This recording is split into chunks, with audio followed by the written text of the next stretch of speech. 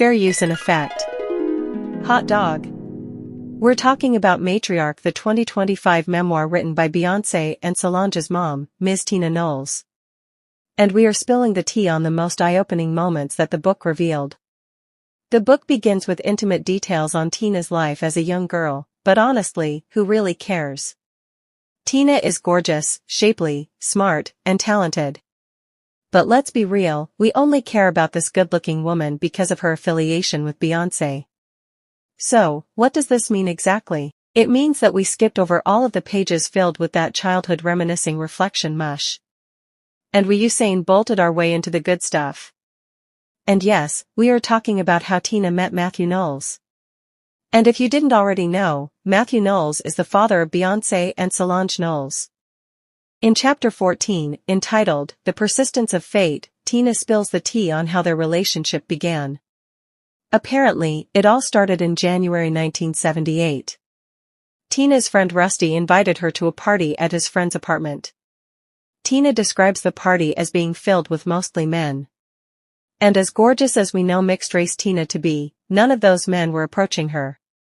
What she didn't know was that Rusty told everyone at the party that she was his girl. Consumed with the boredom of being ignored, Tina preoccupied herself by rummaging through the records. Then all of a sudden, she becomes the recipient of an insult blaring in her ear.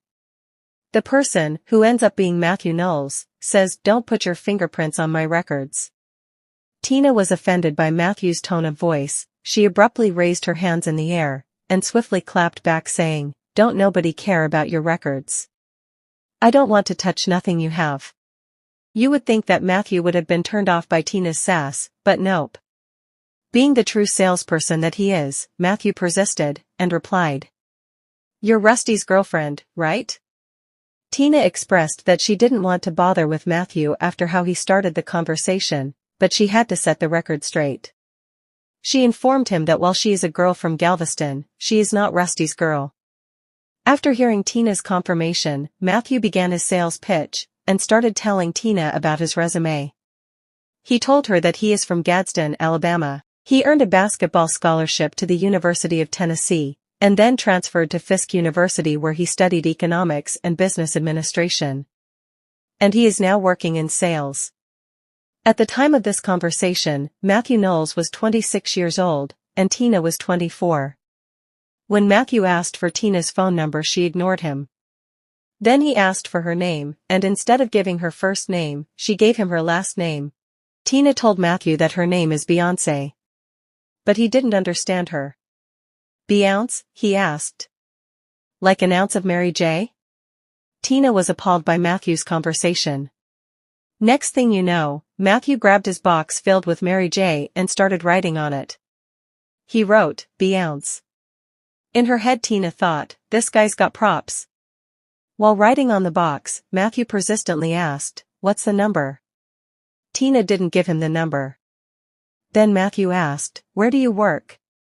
Tina told him that she works at Visa. Matthew excitedly replied, letting her know that he knows exactly where she works because he sells them Xerox machines. He followed up saying that he is going to come and see her one day. Tina then said her goodbyes to her friend Rusty, thinking that she would never see Matthew's behind again. 6 weeks later, during her few last days working for Visa, before going back home to Galveston, Tina bumped into Matthew in the lobby at Visa. "Oh, you're that girl who lied and said she worked at MasterCard. I went over there and nobody knows you there," Matthew said. Tina clapped back, "No, I didn't lie to you. I told y'all that I work at Visa, which is where you are, right here. Where I work." By this time Tina had had enough of Matthew's dark psychology mind games.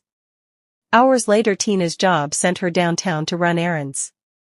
And she ended up crossing paths with Matthew. When he saw her he said, "You know what, this is just meant to be, we've got to go to lunch." Tina clapped back, letting Matthew know that she is moving out of town, and going back to Galveston due to her father's poor health. She then inadvertently gave Matthew a reason to see her again. She told him that on Saturday she will be selling all of her furniture. He replied, "I should come by." And that he did. The wicker sofa he took was priced at $40, but he gave Tina $20, promising to pay her back later. Then he followed up with, "Let me take you on a date." Tina took the $20 but ignored his question about the date. Then she had the bright idea to squeeze the money out of him by getting him to drive her to Galveston to a Mardi Gras gala that night, and drive her back. She said that was the only opportunity that she would give him for a date, and he took it. Once they got to Galveston in his shiny Mercedes-Benz, they stopped by the hospital to visit her sick father. Although Tina didn't regard Matthew as her type, she was impressed that he followed her in the hospital and was kind to her sickly father. Once they arrived at the Mardi Gras gala, Matthew fraudulently played the role of her boyfriend. He put on the charm and captivated the hearts of her family members. They were impressed that Matthew was good-looking, successful, and charismatic. But still, Tina didn't want Matthew like that. It wasn't until the next morning that Tina decided that she wanted to pursue a relationship with the sales guy. Are you wondering why Tina all of a sudden changed her mind about Maddie? Well, when Tina went back to Houston, after the date with Matthew, she was crashing on the sofa at her friend Pat's apartment. All of a sudden she heard banging on the door. It was Pat's boyfriend who, crazily enough, had a profession similar to that of Jay-Z, meaning he was allegedly selling snowflakes by the OZ. Interesting, isn't it? Anyway, according to Miss Tina, she didn't like the dude, and he didn't like her. She let him in and he was covered in sweat, although it was cold outside. He went upstairs, hung out with Pat and then left. After he left, Tina and Pat were chilling on the sofa watching TV when they saw a news blast that there was a pow-powing down the street, near the Astrodome. That's when Pat told Tina that her boyfriend was just there before he came over, and he told her that he has to go away. Tina said, "I know he did it," and then proceeded to pack up her belongings. Tina drove her orange Honda Civic to a payphone and called Matthew Knowles, asking if she could crash on his sofa for the remainder of the night. Matthew allowed her to take his bed, and he took the sofa. Tina was impressed by Matthew's calmness during her time of frantic need. It was then she realized, "I really like this guy." From that night the two started a long-distance relationship between Houston and Galveston, which was a 1-hour drive. According to Tina, they shared an intense passion, and she felt protected around him. They were never tired of each other in conversation. They went clubbing all of the time and became couple goals. When Tina's job transferred her to Houston, she told Matthew that she needed to find a place to live. He invited her to live with him. But Tina said, "I don't do live-ins."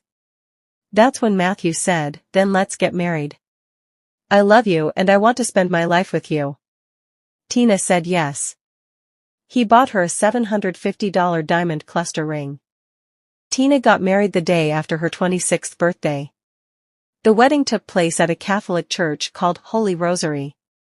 And they had a reception filled with soul food such as turkey, cornbread, mac and cheese and so forth.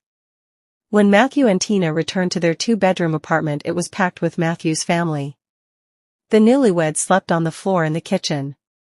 Since it was 40 degrees in Houston, they heated themselves with a blanket and the heat from the oven. The end. If you enjoyed this love story, put Destiny's Child in the chat. Like this video. Tag a friend. Come on, subscribe now.